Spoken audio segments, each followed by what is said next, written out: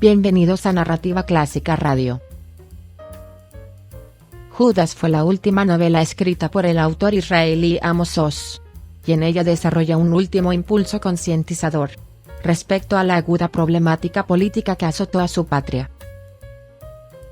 Para ello se ha valido de una historia un tanto vaga, sobre un joven universitario, que obligado a dejar los estudios acepta un trabajo tan simple como cuidar a un anciano, en casa de una seductora viuda.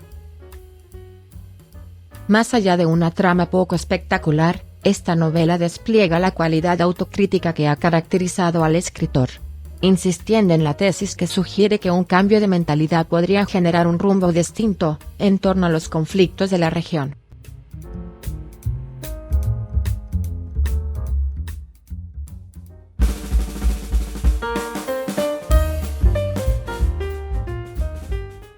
El tema de la novela es la traición, vista como un evento dudoso. Recordemos que en un ambiente política o religiosamente crispado, cualquier persona que proponga una ligera alternativa, diferente a la línea trazada por los líderes, puede ser calificada como traidora. Tras la lectura de este libro, el lector se preguntará si esos despreciables desertores, simbolizados por el personaje bíblico de Judas Iscariote, no serán en realidad interlocutores con cierto grado de razón. Voces que incorporan al debate sentido común y conciencia, cualidades generalmente olvidadas por las partes en conflicto. Quizás los hechos de la historia no sucedieron tal como los han contado. Posiblemente Judas no haya sido un miserable capaz de vender a su maestro, sino solo un siervo que cumple con su penoso papel, para que el mensaje de salvación llegue a todos los fieles hasta el fin de los tiempos. Amos Oz no escribió una novela sobre Judas, sino una ficción más cercana a nuestros tiempos. Una historia ambientada a finales de la década de 1950, que discute el tema político del momento, las consecuencias del surgimiento de Israel como un Estado soberano.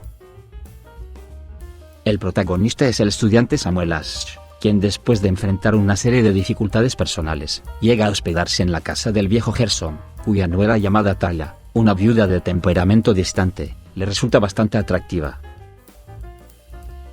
Estos serían los tres caracteres principales, y los únicos que desencadenan la escasa acción de la novela. En cuanto a los otros personajes constantemente mencionados en el marco narrativo, el lector deberá distinguir cuáles de ellos son ficticios, como el supuesto traidor Saltiel Abravanel, y cuáles son históricos, como el líder político Ben Gurión. Habrá quien clasifique este libro dentro del género de la novela histórica, pues encontrará elementos para confirmar su apreciación. En 1959, la ciudad de Jerusalén se encontraba, como Berlín, dividida por un muro.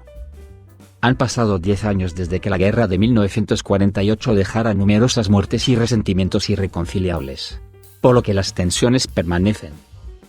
Hay zonas en las que un civil no debería transitar, debido al peligro mortal de las minas y los francotiradores. El ambiente tanto político como religioso permanece polarizado. Por lo tanto, el espionaje es una actividad corriente. La viuda Talia se dedica a esa actividad. Con estas circunstancias, Samuel enfrenta las dificultades de la vida, preguntándose si ha valido la pena tanto muerto y tanto desplazado, cuestionándose además el brutal encono ideológico que le rodea. Su malograda tesis universitaria estudiaba la influencia que ejercieron las figuras de Jesús de Nazaret y Judas Iscariote, tanto en la historia judía como en su relación con el mundo cristiano. Y encontró que ambos hombres fueron hebreos nativos, que vivieron, predicaron y murieron dentro de la comunidad judía, siendo el cristianismo una invención muy posterior. De esta manera, Samuel se plantea varias hipótesis sobre el Iscariote, en las que no necesariamente es un traidor. Mientras tanto, la vida le lleva hacia un personaje colocado en una posición similar, Saltiel Abravanel.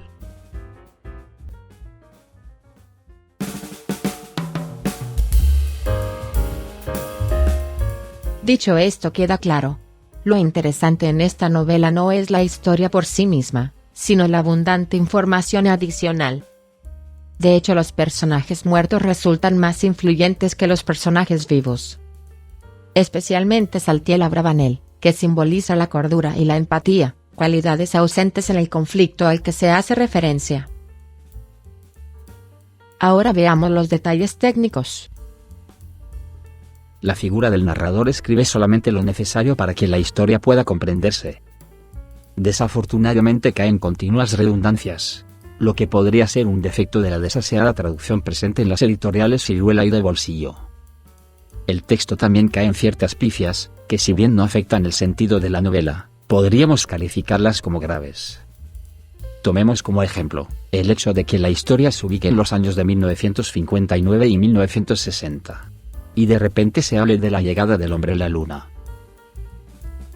O bien que el protagonista enfermo de asma, se ponga todos los días talco en el rostro. Estas imprecisiones irremediablemente deberán ser acreditadas al autor. Aunque repito, no afectan en absoluto al mensaje de la obra. El libro consta de 51 breves capítulos, que no parecen decir gran cosa, pero que nos dan la muy necesaria sensación de avance.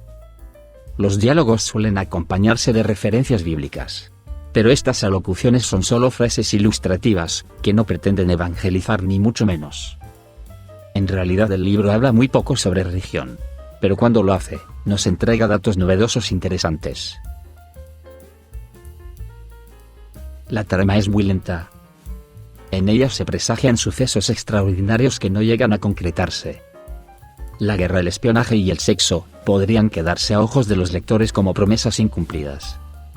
En ese sentido, será hasta la segunda parte de la novela cuando la historia tome su ritmo definitivo, por lo que el consejo más adecuado es no desistir.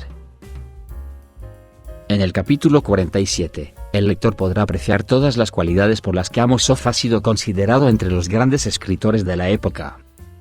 Pero para ello tendrá que remar la barca pacientemente, hasta la página 261, a 40 páginas del desenlace.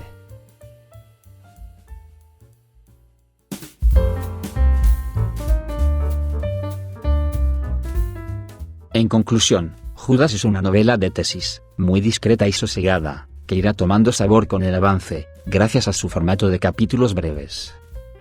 Debido a que es un trabajo tardío, Amos Oz lo habría terminado de escribir a los 75 años de edad. No encontraremos la precisión técnica de las novelas anteriores. Además, el lector avispado observará las carencias de una traducción al español ciertamente descuidada. Sin embargo, el escritor israelí habla con valentía sobre su propia nación, ejerciendo una voz autocrítica que juzgamos necesaria, dado el escaso avance nacional en la resolución de los conflictos mencionados. De tal suerte que la lectura de este libro valdrá la pena, porque nos estimula a reflexionar sobre la inutilidad de las fronteras, la mezquindad de los sentimientos de separatismo religioso, lo desgastado que se encuentra el concepto de nación, y lo irracional del comportamiento de aquellos que se dejan llevar por el sonido de los tambores de guerra. Ante la persistencia de esas lacras, cualquier persona está expuesta a convertirse en un Judas. Y el problema no sería el supuesto traidor, sino la postura radical de quienes le acusan de serlo.